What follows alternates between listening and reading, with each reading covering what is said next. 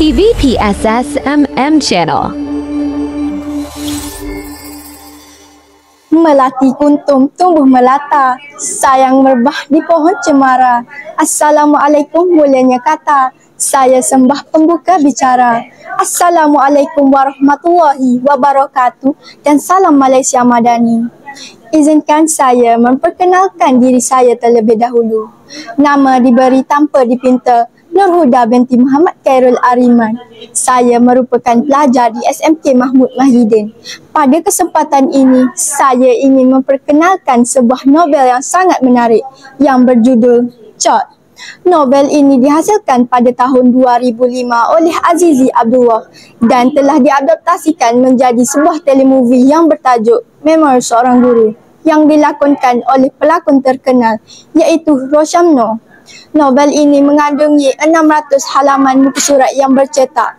Buku ini bukan sahaja menyentuh emosi, tetapi juga mengandungi pengajaran hidup yang sangat bernilai dan pastinya memberikan kesan yang sangat mendalam kepada pembaca, terutamanya saya.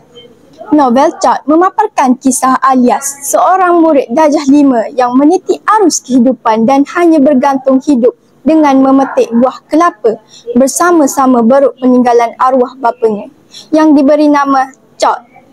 Walaupun Chot adalah seekor haiwan, namun persahabatannya dengan Alias sangat unik dan memberikan impak yang sangat besar kepada perjalanan hidup Alias.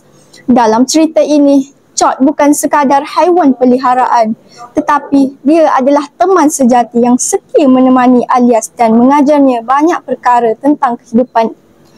Novel ini mengetengahkan tema utama tentang persahabatan yang luar biasa antara manusia dan haiwan. Chot, meskipun seekor beruk, menunjukkan kesetiaan, kasih sayang dan ketulusan yang menjadikan hubungan mereka sangat istimewa.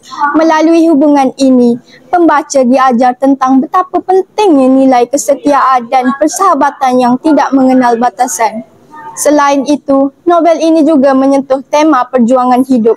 Alias seringkali berhadapan dengan pelbagai cabaran dan kesulitan dalam hidupnya. Namun, dengan kehadiran Chot, Alias belajar bahawa dalam setiap cabaran ada harapan dan sokongan yang boleh ditemukan. Novel ini mengajar kita bahawa hidup kita tidak akan pernah bersendirian, walaupun kadang-kadang kita merasa terpinggir. Penulis Azizi Abdullah dalam Chot sangat mengesankan emosi pembaca. Beliau berjaya menggambarkan watak-watak dengan begitu mendalam, terutamanya watak Alias dan Chot. Pembaca akan merasa terhubung dengan perasaan mereka serta memahami emosi yang dilalui dalam setiap situasi yang diceritakan. Gaya penulisan yang penuh dengan emosi dan mudah difahami menjadikan cerita ini sangat dekat dengan kehidupan kita. Sekian, terima kasih.